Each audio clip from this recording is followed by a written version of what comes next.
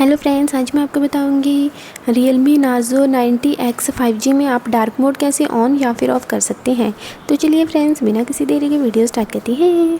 तो इसके लिए आपको सबसे पहले ऊपर से नीचे की ओर स्वाइप करना है और एक बार फिर से नीचे की ओर स्वाइप करना है। तो यहाँ पर आपको बहुत सारे ऑप्शंस मिलेंगे। तो यहाँ पर आपको डार्क मोड के ऑप्शन को ढूँढ लेना है।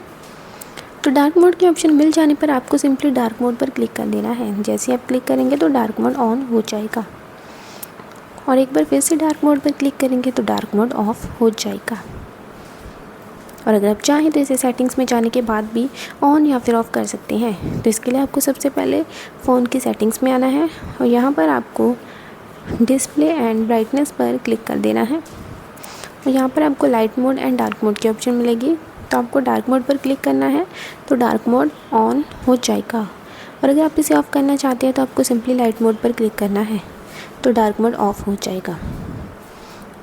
Bye bye friends.